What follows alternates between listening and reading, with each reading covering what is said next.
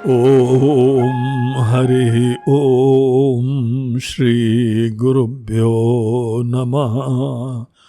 हरि ओम। आत्मबोध lesson number 41। आइए पहले श्लोक का पाठ करते हैं। ज्ञात्र ज्ञान ज्ञेय भेदः परेनात्मनि विद्यते चिदानन्दैकरूपत्वात् दीप्यते स्वयमेव हि। ज्ञात्र ज्ञान ज्ञेय भेदः परे आत्मनि न विद्यते चिदानंद एक रूपत्वात् दीप्यते स्वयमेव हि। ये श्लोक भी पिछले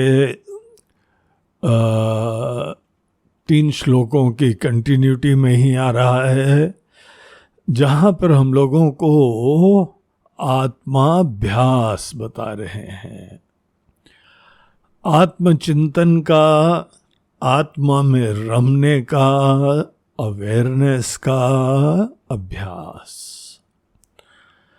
तो यहाँ पे जो अभ्यास है वो हम बार बार प्रत्येक श्लोक में बता रहे हैं। वो उसके लिए नहीं है जिसको अभी ज्ञान पकड़ में नहीं आया है। जिसको ये बात स्पष्ट हो गई है कि आत्मा का मतलब क्या होता है।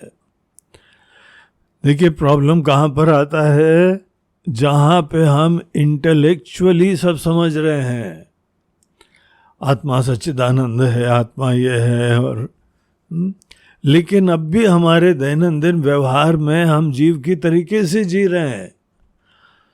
तो हमारी अंतःकरण के किसी एक पहलू में एक जीव होके जीना अभी भी चल रहा है। हमको अभ्यास ये करना पड़ता है कि ये सब जो एक रोल है वो चल रहा है, ये हम नहीं कर रहे हैं। हम एक व्यक्ति की तरह खाते हैं, पीते हैं, उठते बैठते हैं, दूसरे की चिंता, इसकी भी चिंता, इसका भी हित, उसका भी हित। बोलते अभी थोड़े दिन रोक दो ये सब। जहां ये सब करेंगे हम फिर जी होके जिएंगे। हम किसी अपने से पृथक चीज के बारे में सोचेंगे, भावना उत्पन्न करेंगे, प्रार्थना करेंगे। देखिए यही तो बता रहे हैं, जो आत्मा का ज्ञान हमको दिया जा रहा है उस दृष्टिकोण से कोई अलग नहीं है। ये सपने की तरीके से देखो। इन चीजों में अपनी तरफ से संकल्प पूर्वक न कुछ करना है, न दूसरे के लिए भी करना है, न अपने लिए न दूसरे के लिए। रिलैक्स, थोड़ी देर शांत हो जाओ और पहले सब अध्यारोप का अपवाद करना, यह हमारा लक्ष्य है, यह हमारी चुनौती है। ये एक बार बात करो, नहीं तो सब ज्ञान हमारा बौद्धिक ही बना रहेगा। तो आत्मा अभ्यास उसको बोलते हैं जहां पे हम देह, मन, बुद्धि, इन सब चीजों से अलग केवल एक चेतन सत्ता है। वो चेतन सत्ता ही हम हैं। उस दृष्टिकोण से आप पूरे दुनिया को अपने हृदय में समाये हुए हैं, कोई अलग नहीं है। और ये सब उपाधियां देखते देखते परिवर्तनशील हैं, चेंजिंग हैं। देयरफॉर ये सब मायामय है, ये टिकाऊ नहीं है।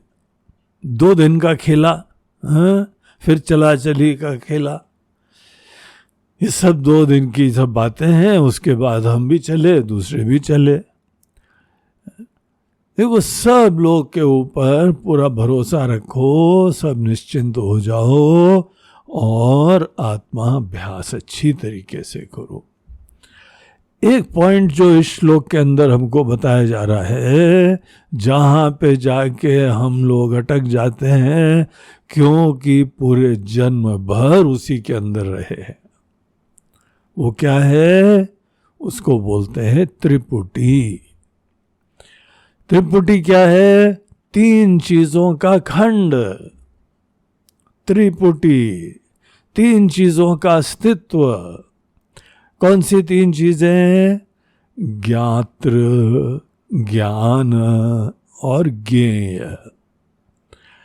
देखिए, संसारी वो व्यक्ति है जिसके लिए ज्ञाता, ज्ञान और ज्ञेय। ज्ञात्र मतलब ज्ञाता, जानने वाला, हम जानने वाले हैं। और बाकी दुनिया क्या है? अनेकों सुख आदि क्या है? परमात्मा क्या है? वो ज्ञेय है। अब देखिए क्या हुआ कि आप अलग खड़े हैं, ज्ञेय को अलग खड़ा हुआ है। और फिर ये ज्ञाता ज्ञेय का ज्ञान प्राप्त करता है, समझ उत्पन्न करता है। यहां पे श्लोक में आचार्य हमको बता रहे हैं कि ये अपने आप में त्रिपुटी परमार्थिक नहीं होती है। आपसे पृथक ज्ञेय का अस्तित्व हो जाता है और ज्ञान की आकांक्षा हो जाती है जब आप ज्ञाता बन के बैठ जाते हैं। ज्ञाता मतलब हम अभी जानते नहीं हैं, अभी हमको जानना है। जानने वाले को ज्ञाता कहते हैं, किसी चीज के भी जानने वाले को। भले हम कोई लौकिक विद्या प्राप्त कर रहे हों, ये दुनिया का अनुभव कर रहे हों, या ईश्वर का भी सोपाधिक रूप हम देख रहे हों, हम ज्ञाता हैं और वो ज्ञेय है। जब तक ज्ञाता ज्ञेय बना रहता है, परे आत्मनि न विद्यते, ये जो परमात्मा है, जो हमारी परे आत्मनि मतलब जो वास्तविक आत्मा है, जो हम अपने आप को समझ रहे हैं, वो सपना है। और वास्तविक हमारी जो आत्मा है, उस आत्मा में ये 3 चीज का भेद होता ही नहीं है। इस चीज को सोचिए, ये बहुत ही गंभीर बात है और बहुत दूरगामी होती है। जरा तटस्थ होके अपने समस्त कार्यकलाप देखिए। हम ज्ञाता बने रहते हैं, ज्ञेय हमसे पृथक बना रहता है, और फिर हम उस ज्ञेय का ज्ञान प्राप्त करते हैं। ये 3 चीजें क्या अलग अलग हैं? एक बार एक लहर अपने आप को छोटे से रूप के साथ आइडेंटिफाई कर ले, तादात्म्य कर ले, उसी क्षण पता क्या होता है? ये पूरा समुद्र आपसे अलग हो जाता है। आपसे एक बड़ी महान सत्ता अलग बैठ जाती है और हम छोटे से होके किनारे बैठ जाते हैं। ज्ञातापना जहां हमारे अंदर आया तो मतलब हम अज्ञानी हैं, छोटे हैं, बाकी सबसे अलग है। ये इसका इम्प्लीकेशन होता है। इसीलिए अपने ज्ञातापने को परमार्थिक न जानते हुए हम अपने से पृथक नहीं जान रहे हैं। आप ज्ञाता को ही समझने की कोशिश करिए, वो ज्ञान, तब ज्ञाता जो है बनना, वो आशीर्वाद हो जाएगा। ज्ञाता जब अपने आप को जानता है, वही तो आत्मज्ञान है। वो अपने आप को जान रहा है। ये आत्मबोध की दिशा में होता है। और देखिए, हम कब तक ज्ञाता बने रहते हैं? जब ऐसी कोई चीज हमसे पृथक है और उसको हम जानते नहीं है, या अपने आप को भी हमने समझ लिया, अपने आप को नहीं जानते। क्यों नहीं जानते? क्योंकि अध्यारोप से युक्त तो होके खड़े हुए हैं, कोई ना कोई धारणा है। अब आप सोचिए कि आप अपने आप को जानते नहीं हैं क्या? अपने आप को हम अपनी कल्पना के अनुसार नहीं जानते हैं, लेकिन अपना अस्तित्व तो जानते हैं। अब ब्रह्म के बारे में, परमात्मा के बारे में भी एक कल्पना रहती है, हम उसी कल्पना को परस्यू करते रहते हैं। आप सब कल्पनाओं को किनारे करिए और ये यहां पे देखिए कि हम शब्द का मीनिंग क्या होता है। हम शब्द स्वप्रकाश है, आप में रिवील हो रहा है। हम जान रहे हम हैं, हम हैं, ये हम का तो ज्ञान हो रहा है ना, यही जानने योग्य है। फिर ज्ञाता बन के अपने से पृथक किस चीज को हम प्रोजेक्ट कर देते हैं। जहां ज्ञाता बने तो अपने से पृथक कोई ना कोई कल्पना, जो हमने इधर उधर से पढ़ा होगा, सुना होगा, कोई ना कहीं से आता है। लेकिन हम लोग यहां मूल आत्मबोध ही पढ़ रहे हैं। आत्मबोध के अंदर हम लोग के शास्त्र, हमारे आचार्य लोग बता रहे हैं कि आप ज्ञाता जब बनेंगे तो अपने से पृथक ज्ञेय के बारे में ही सोचा करेंगे। और एक बार आपने किसी चीज को जो है वो ज्ञेय बना दिया तो कभी न कभी थोड़ा बहुत जानते ही जानते हैं, लेकिन उस जानने से आपकी कोई मुक्ति नहीं होगी। आपसे पृथक कोई ज्ञेय है और आप अलग खड़े हुए ज्ञाता की तरह बैठे हुए हैं। ये मुक्ति का पथ नहीं है। यहां पे खंड बना हुआ है, यहां भेद बना हुआ है। हमको बहुत ही सिंसियरली सब प्रकार के भेद खत्म करने की मनोवृत्ति होनी चाहिए। कोई भेद स्वीकार्य नहीं है। समाज के अंदर सैकड़ों प्रकार के भेद बने रहते हैं, इसलिए हमारा संसार चलता रहता है। ये जाति, वो जाति, ये धर्म, वो धर्म, ये इंसान, ये पशु, ये स्त्री, ये पुरुष, आदि आदि। ये बच्चे लोग हैं, ये नाती पोते हैं, ये सब क्या अलग हैं? हर दुनिया की चीज जैसे केवल अणु होती है और अणु केवल एनर्जी होती है, उसी प्रकार से सब दुनिया की चीजें सच्चित स्वरूप है, चिन्मयी सत्ता है। चिन्मयी सत्ता ही केवल हर वस्तु के अंदर एक स्थायी चीज है, बाकी सब देखते देखते खत्म हो जाता है। ये बात को गंभीरता से देखें कि कोई ज्ञेय पदार्थ अलग इंडिपेंडेंटली नहीं होता है। जितने ज्ञेय पदार्थ हैं, पूरी दुनिया, पूरे जगत की तरीके से, अंतरिक्ष की तरीके से, सितारों की तरीके से, नक्षत्रों की तरीके से, सब चीजें एक ही चिन्मयी सत्ता है जिसने माया के वजह से रूप धारण करे हुए हैं। जो उसका नाम रूप है वो चेंजिंग है, नश्वर है, देयरफॉर उसको मिथ्या कहते हैं। दिख रहा है लेकिन है नहीं। यथा मरु मरीचिका, जैसे जो है रेगिस्तान में दूर से देखो या कोई बड़ी गर्म रोड में देखो, पानी छलबलाता दिखाई पड़ता है। जैसे पानी नहीं है वहां पे, कोई नाम रूप की सत्ता अलग नहीं होती है। तो हम लोग अनजाने में ही ज्ञाता, ज्ञेय और ज्ञान के भेद को क्रिएट करते हैं। जो व्यक्ति सदैव अपने मन का एक साक्षी भाव बनाए रहता है, अवेयरनेस बनाए रखता है कि क्या हमारी चेष्टाएं अपने आप को ज्ञाता बना के स्थित करे हुए हैं और इसीलिए अपने से पृथक कोई ज्ञेय पदार्थ होता है, उसके ज्ञान के लिए क्या चेष्टा कर रहे हैं? आप करना चाहें तो करें, ईश्वर आके कभी आपको रोकेंगे नहीं। उन्होंने तो आपको परम स्वतंत्र करा हुआ है, आप उनकी संतान हैं, वो कभी नहीं रोकेंगे आके। लेकिन वही आचार्य लोग, भगवत स्वरूप आचार्य, हमको बता रहे हैं कि भाई ये परमार्थ में ये भेद नहीं होता है। ज्ञात्र ज्ञान ज्ञेय भेदा परे नात्मनि विद्यते, इन किसी चीज का भेद नहीं होता है, बल्कि ज्ञात्र ज्ञान और ज्ञेय का भेद संसार में एंडलेस सीकिंग में एंट्री का द्वार होता है। जहां पे ज्ञाता अलग खड़ा है, ज्ञेय अलग खड़ा है, उसका ज्ञान प्राप्त करना है, बस अंतहीन है। सोचिए आप, विचारो।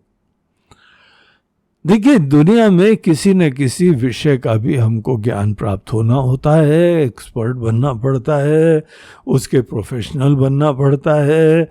वो इसलिए बनना पड़ता है क्योंकि हम एक चीज में स्पेशलाइज करें तो दुनिया में किसी क्षेत्र में हम सेवा दे सकते हैं, और सेवा देने से हमारे जीवन के बाकी सब कार्यकलाप सब हैंडल हो जाते हैं। इसीलिए इनिशियली हमको किसी एक विषय को जानना चाहिए, और सामान्य रूप से पूरी दुनिया को भी जानना चाहिए। शास्त्र जो है पूरी दुनिया का हमको रहस्य भी बताते हैं। सृष्टि कैसे उत्पन्न हुई है, हमारा शरीर कैसे उत्पन्न हुआ है, ये मन क्या है, बुद्धि क्या है, वृत्ति क्या है, थॉट्स क्या हैं, ये सब चीजें हम लोगों को इसका इंफॉर्मेशन तो होना चाहिए। लेकिन वेदांतों में जो भी ज्ञान प्रतिपादित होता है उसका पता प्रयोजन क्या होता है? ये सब चीजों को हम निषेध कर सके और अद्वैत में जग सके। एक अखंड तत्व में जगने के लिए ही सृष्टि का भी रहस्य बताया जाता है। अब एज एन एग्जाम्पल हम आपको देखिए बताएं, पूरी दुनिया कैसे उत्पन्न हुई है, ये इसका हम लोगों को विस्तार से क्रिएशन का क्रम बताया, थ्योरी बताई। तो वही परमात्मा ने अपनी माया को धारण करा, उससे जो है वो एक एक करके 5 महाभूत उत्पन्न हुए। सबसे पहले आकाश, फिर वायु, फिर अग्नि, फिर जल, फिर पृथ्वी, ऐसे क्रम से उत्पन्न हुए। और फिर इनके द्वारा जो है वो सूक्ष्म सृष्टि इनसे उत्पन्न होती है, क्योंकि इनिशियली 5 महाभूत सूक्ष्म होते हैं और उसके बाद इनका पंचीकरण होता है तो स्थूल सृष्टि उत्पन्न होती है। अब ये सब जो पूरा डिटेल बता रहे हैं ना, इसका एंड पता कहाँ होएगा? ये सब नाम रूप माया से बने हुए हैं, देयरफॉर जो दिख रहे हैं वो अपने आप में अलग है ही नहीं। अंततः इन सब की स्वतंत्र सत्ता को बाधित करने के लिए इनको मायामय दिखाया जा रहा है। तो बाकी ज्ञान जो है, दूसरे ज्ञान का जब आप आश्रय लेते हैं तो वो एक के बाद एक साइक्लिक इफेक्ट चला करता है, वो अंतहीन होता है। लेकिन वेदांतों में प्रतिपादित जो ज्ञान होता है वो आपको सब चीजों का निषेध करने के लिए, निगेट कर देने के लिए, सब चीजें कोई भी हो, समाज हो, दुनिया हो, धर्म कर्म का कार्य हो, पूजा पाठ हो, समाज सेवा हो, सब निगेट करना पड़ता है। आप सोचते हैं कि अद्वैत में कोई समाज सेवा अलग बनी रहेगी क्या? कौन सा समाज बना रहेगा जो उसकी सेवा करोगे? सतत समाज सेवा का भूत सवार है तो आप द्वैत क्रिएट कर रहे हो। You are not a serious person. आप अद्वैत में जगने का कोई प्रेरणा ही नहीं रखते हो। फिर तो ये सब चीजें मनोरंजन की हैं आपके लिए, क्योंकि आप तो चाहते नहीं हो द्वैत को भंग करना। किसी भी प्रकार का द्वैत हो, भेद हो, खंड हो, ये परमात्मा तत्व में कुछ भी नहीं होता है। अब यहां देखिए, एक हम लोगों को तरीका विचार का बताते हैं आचार्य कि आप ज्ञाता, ज्ञान और ज्ञेय तीनों के ऊपर विचार करिए, खूब गहराई से विचार करो। अल्टीमेटली ज्ञेय पदार्थ कौन होता है? ज्ञेय मतलब जीवन में जानने योग्य, जिसको जरूर जानना चाहिए शरीर खत्म होने से पहले, वो परमात्मा तत्व है, ईश्वर है। चलो ठीक है। ज्ञाता क्या होता है? ज्ञाता जीव होता है।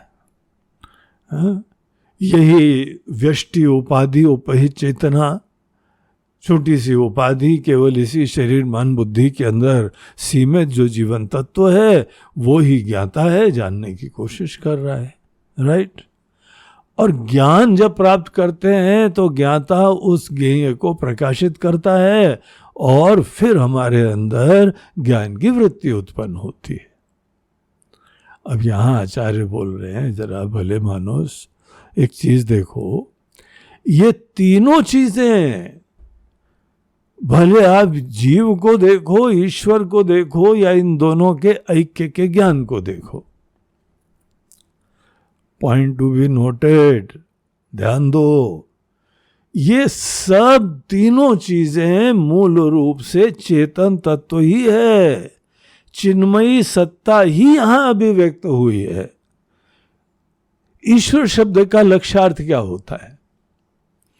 ईश्वर के जो है वाच्यार्थ होते हैं, उनके गुण, उनके अनेकों क्वालिटीज, उनका ज्ञान, उनकी शक्ति, उनका सामर्थ्य, ये सब चीजों को कहा जाता है ईश्वर शब्द का वाच्यार्थ है, वर्ड मीनिंग है।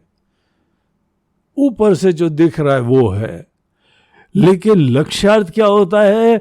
ईश्वर की गहराई में जाके देखना और ये रियलाइज करना कि मूल रूप से तो ये चेतन तत्व ही है, वही एक सच्चिदानंद है। तो ईश्वर सच्चिदानंद हो गए। जीव क्या है? भले एक छोटी सी उपाधि है इनिशियली, लेकिन अंदर जीव का कंटेंट क्या है? मैं शब्द का अर्थ क्या है? एक चेतन सत्ता, मैं की तरह से सतत अभिव्यक्त हो रही है। तो त्वम पद का जो शोधन है, जो जीव शब्द का जो अर्थ है, वहां पर भी हम लोग लक्ष्यार्थ के ऊपर विचार करें तो वो भी सच्चिदानंद ही है। उपाधि को किनारे करके फिर मैं को देखिए तो वो भी सच्चिदानंद है। और जब हमको ज्ञान होता है तो ज्ञान तो प्रकाश ही है। किसी चीज का भी ज्ञान उसको प्रकाशित करने को बोलते हैं, अर्थात वो कॉन्शियसनेस है, चेतना है। अब ज्ञाता भी मूल रूप से वही चेतन, ज्ञान भी चेतन और ज्ञेय भी वही सच्चिदानंद। तो भेद काहे बना रखा हुआ है? क्यों भेद बना हुआ है? ये कैसे हमारे मन ने ये ट्रिक उत्पन्न कर ली, ऐसा जो है दोष उत्पन्न कर लिया और ज्ञाता ज्ञान और ज्ञेय का भेद क्रिएट हो गया। जहां ज्ञाता ज्ञान ज्ञेय का भेद क्रिएट हुआ, हम छोटे हो गए, संसारी हो गए, अपने से पृथक किसी चीज को जानने के लिए प्रवृत्त हो गए। तो देखिए दूसरी लाइन में क्या बोलते हैं आचार्य, चिदानंद एक रूपत्वात्। त्वात् वर्ड जहां यूज होता है उसका मतलब होता है इस कारण के वजह से। इस कारण के वजह से, किस कारण के वजह से? कि ज्ञाता भी चिदानंद रूप होता है, ज्ञेय भी चिदानंद रूप होता है और ज्ञान भी चिदानंद रूप होता है। भैया तीनों जब चिदानंद रूप हैं तो फिर भेद तो झूठा हो गया, मिथ्या हो गया, निरर्थक हो गया। जब तक हम ज्ञाता ज्ञेय और ज्ञान के भेद को मिथ्या नहीं जानेंगे, जब तक हम इन तीनों के वाच्यार्थ का निषेध न करके लक्ष्यार्थ को जब तक नहीं पकड़ेंगे, लक्ष्यार्थ मतलब चेतन तत्व, मूल तत्व। मूल तत्व जो है तीनों में वही कॉन्शियसनेस है, सेल्फ इफल्जेंट एग्जिस्टेंस, स्वप्रकाश सत्ता। बड़ा महत्वपूर्ण वर्ड है ये। चिदानंद एक रूपत्वात्, वो एक ही है तीनों में। जीव के अंदर जो चेतना विराजमान है, ईश्वर के अंदर भी वही चेतना विराजमान है। और जो भी हमको ज्ञान होता है उसमें भी वो ही चेतना प्रकाशित कर रही होती है। एक रूपत्वात्, वो चिदानंद है और एक रूप है। कितना बढ़िया चीज बता रहे हैं कि ये बात एक बार पकड़ में आए तो आप अंदर शांत हो जाएंगे, रिलैक्स हो जाएंगे। सब चेष्टाएं समाप्त हो जाएंगी। और जब तक चेष्टाएं समाप्त नहीं होती हैं, हमारे अंदर अखंडाकार वृत्ति नहीं आएगी, ब्रह्माकार वृत्ति नहीं आएगी, हम शब्द को आप कंप्लीट नहीं देख पाएंगे। तो हम शब्द को अगर हमें ब्रह्म देखना है, कंप्लीट देखना है, तो खुद अपने मन के द्वारा क्रिएटेड ये त्रिपुटी का भेदन करना पड़ेगा। समाज में, व्यवहार में आप शुरुआत में किसी भी प्रकार के भेद को आप मत स्वीकारो। दुनिया स्वीकारने तो, दुनिया अज्ञानी है, अज्ञानी लोग कुछ भी करे वो हमारे लिए अनुकरणीय थोड़ी है, हमको थोड़ी फॉलो करना है उस चीज को। उपनिषद खुद बोलते हैं दुनिया को देखते हुए, अंधे नैव नियमाना यथांधा। ऐसा लगता है दुनिया को देख के कि एक अंधे के पीछे दूसरा अंधा जा रहा है। जिसके पीछे जा रहे हैं वो भी अज्ञानी, उसको भी कुछ नहीं पता, और जो पीछे जा रहा है वो भी कुछ नहीं पता। तो ये अंध परंपरा को छोड़ो, दुनिया क्या करती है उसका कोई चिंता मत करो। इसके लिए बल चाहिए, क्योंकि सदैव दुनिया दुनिया दुनिया करते रहे ना, परिवार परिवार, बच्चे बच्चे, दुनिया दुनिया, वो दिमाग में घुस गया भूत उसका। और जब तक आपसे पृथक कोई चीज बनी हुई है तो आप पता लगे छोटी बने रहोगे। आपके लिए आत्मा का ज्ञान, ब्रह्म का ज्ञान सब खोखला शब्द होगा, जिसका हमको कोई आशीर्वाद नहीं मिलेगा। हमको दृढ़ता से, आत्मबल से गहराई देखनी चाहिए। ज्ञाता की गहराई देखो, ज्ञ की गहराई देखो, और ज्ञान की गहराई देखो। और ये फाइनली आप खुद देखिए। किसी ने बोला है वो चिंता मत करो, वो हमारा ज्ञान नहीं होगा, जिसने देखा उसको आशीर्वाद मिलेगा। आपको दिख रहा है क्या? ज्ञाता भी एक ही तत्व है, ज्ञेय भी वही तत्व है, ज्ञान भी वही तत्व है। दिख रहा है क्या? अगर दिख रहा है तो आपको एक रूपत्वात्, एक अखंड सत्ता दिखने लगी। और इसी के बारे में आगे बोलते हैं, दीप्यते स्वयं एवहि। आपने ये सब त्रिपुटी किनारे कर दिया तो मन के अंदर विचार आएगा, तो महाराज जी आत्मा का ज्ञान कैसे प्राप्त करेंगे? बोलते हैं आत्मा का ज्ञान कैसे प्राप्त करेंगे, ये कौन पूछ रहा है? जीव पूछ रहा है ना। फिर जीव को बनाए रखते हो, फिर जीव को बना लिया। और हम जीव जो है ना वो ज्ञान प्राप्त है। कौन सा वो ज्ञान? वो ज्ञान भी, वो भी फिर एक ये बन के आपसे अलग हो गया। यही बाधित करना होता है। आप बहुत अच्छी तरह से देखिए कि मैं शब्द का अर्थ एक चिन्मयी सत्ता है, अहम अहम की तरह से स्फुरित हो रही है।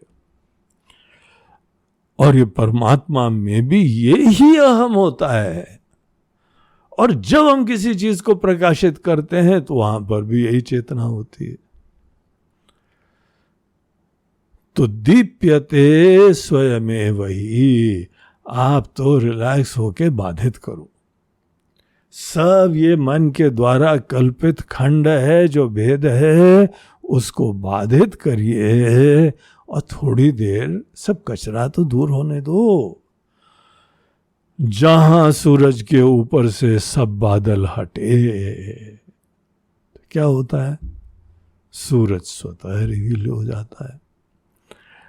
यहां एक आदमी से बोला कि ये टॉर्च भी हटाओ, ये दीपक भी हटाओ, ये बल्ब भी हटाओ, सब हटाओ।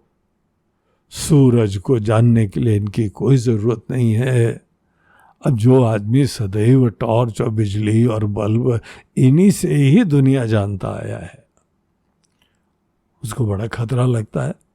सभी किनारे कर देंगे तो जानेंगे कैसे? तो बादल हट गए, क्या सूरज के जानने के लिए टॉर्च लगानी पड़ती है? दीप्यते स्वयमेवहि। It is self revealing, it is effulgent, चिन्मयी है, स्वप्रकाश है। आप तो बस इन समस्त उपाधियों को किनारे करिए और शांत होके बैठिए। देखिए आपको आत्मा ब्रह्म की तरीके से इसी समय इसी जगह दिखाई पड़ जाएगी। इसके साथ ही ये 41 श्लोक आत्मबोध का समाप्त होता है। ओम हरि ओम श्री गुरुभ्यो नमः। हरि ओम नमः पार्वती पतये। हर हर महादेव। नर्मदे हर। बोलो गंगा मैया की जय।